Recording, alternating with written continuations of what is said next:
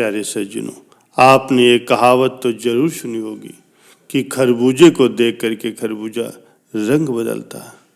इस कहावत का अर्थ ये है कि संगत का असर हर किसी पर कम या अधिक जरूर होता है। प्यारे सज्जनों, संग दो प्रकार का होता है, एक अच्छा संग, दूसरा बुरा संग। अच्छा संग अर्थात सत्संग। तुलसीदास जी ने कहा है कि बिनु सत्संग विवेक न होए, यानी अच्छे लोगों के संग के बिना ज्ञान की प्राप्ति नहीं होती, और जब तक सत्संग नहीं होगा तब तक विवेक जागृत नहीं होगा, और जब विवेक ही जागृत नहीं होगा तो जीवन भला अच्छा कैसे हो सकता। इसीलिए तो हमारे बड़े बूढ़े लोगों ने बचपन से ही हमें यही सिखाया है कि सदैव अच्छे लोगों की संगत करो। जैसी संगत वैसी रंगत। वो कहते हैं अच्छे लोगों के साथ रहने से बुरे लोग भी अच्छे बन जाते हैं। जैसे चंदन के वृक्ष को काटने वाली कुल्हाड़ी में भी चंदन की खुशबू समा जाती है। दुनिया में बहुत से अच्छे काम अच्छे लोगों के आपस में मिलने के कारण ही हो पाए हैं।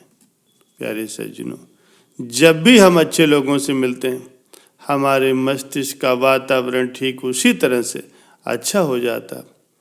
जैसे हम किसी बगीचे में पहुंचने के बाद महसूस करते हैं हमारे मस्तिष्क का वातावरण हमेशा स्वच्छ, सुंदर, प्रकाशवान, हवादार बना रहे, इसके लिए आवश्यक है हमें दिन में कुछ न कुछ समय अच्छे लोगों की संगत में अवश्य बिताना चाहिए।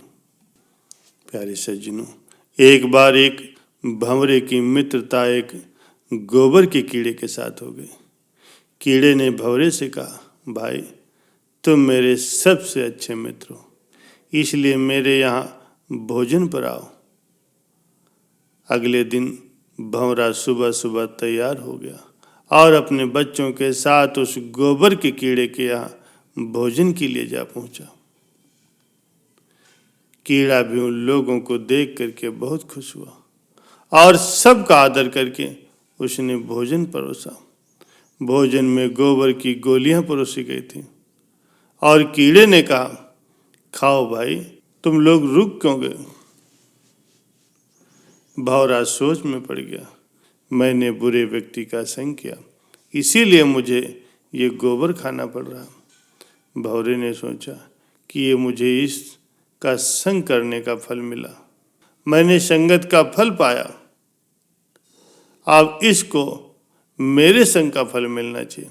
भंवरा बोला, भाई आज तो मैं आपके यहाँ भोजन के लिए आया था, अब तुम कल मेरे यहाँ आओगे। अगले दिन वो कीड़ा तैयार होकर के भंवरे के घर पहुंचा। भंवरे ने कीड़े को उठा करके गुलाब के फूल में बैठा दिया और गुलाब के फूल का रस पिलाया। कीड़े ने खूब फलों का रस पिया और मजे किए, अपने मित्र का धन्यवाद दिया और कहा, मित्र तुम तो बहुत अच्छी जगह रहते हो, अच्छा खाते हो।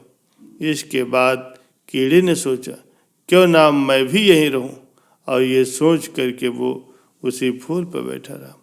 इतने में ही पास के मंदिर का पुजारी आया और फूल को तोड़ करके ले गया और चढ़ा दिया भगवान के चरणों में।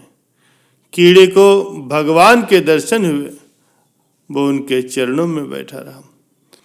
इसके बाद संध्या को पुजारी ने सारे फूल इकट्ठा किए और गंगा जी में ले जा करके उन्हें प्रवाहित कर दिया। कीड़ा गंगा की लहरों पर लहरा रहा था, अपनी किस्मत पर हैरान था कि मैं कितना भाग्यशाली हूँ। इतने में भंवरा उड़ता हुआ कीड़े के पास आया और बोला, मित्र अब बताओ क्या हाल है। कीड़ा बोला, भाई अब तो जन्म जन्म के पापों से मुक्ति हो गई है। जहाँ गंगा जी में मरने के बाद अस्थियों को छोड़ा जाता है, वहाँ मैं जिंदा ही आ गया हूँ। ये सब मुझे मेरी मित्रता और अच्छी संगत का फल मिला है और खुशी से मैं निहाल हूँ। तुम्हारा बहुत बहुत धन्यवाद। जिसको मैं अपनी जन्नत समझता था वो गंदगी थी और तुम्हारी वजह से जो मुझे मिला वो स्वर्ग है। प्यारे सज्जनों, किसी महात्मा जी ने सच ही कहा कि जैसा संग करोगे वैसे ही बन जाओगे। शराबी का संग करोगे तो शराबी बन जाओगे, जुआरी का संग करोगे तो जुआरी बन जाओगे, स्वार्थी का संग करोगे तो स्वार्थी बन जाओगे, और दानी का संग करोगे तो दानी बन जाओगे। संतों भक्तों का संग करोगे तब प्रभु के प्यारे बन जाओगे। एक बार एक गुरुदेव अपने शिष्यों के साथ वन में घूमने जा रहे थे। रास्ते में वे अपने शिष्यों को अच्छी संगत की महिमा समझा रहे थे, लेकिन शिष्य बार बार समझाने के बाद भी नहीं समझ पा रहे थे। गुरु ने फूलों से भरा एक गुलाब का पौधा देखा। उन्होंने एक शिष्य को उस पौधे के नीचे से तत्काल ही मिट्टी का एक ढेला उठाकर लाने का आदेश दिया। जब शिष्य ढेला उठाकर लाया तो अध्यापक बोले, अब इसे तुम सूंघो। शिष्य ने ढेला सूंघा और बोला, गुरुजी, इसमें से तो गुलाब की बहुत ही सुंदर खुशबू आ रही। अध्यापक बोले, शिष्यों, जानते हो इस मिट्टी में ये मनमोहक सुगंध कैसे आ रही है? दरअसल इस मिट्टी पर गुलाब के फूल टूट टूट कर गिरते रहते हैं, तो मिट्टी से भी गुलाब की महक आने लगती है। यही है संगत का असर। जिस प्रकार गुलाब की पंखड़ियों की संगत के कारण इस मिट्टी से भी गुलाब की महक आने लगती है, हमारी रोजमर्रा की जिंदगी में हमारे व्यवहार वैसे ही होते हैं जिनके साथ हम रहते हैं।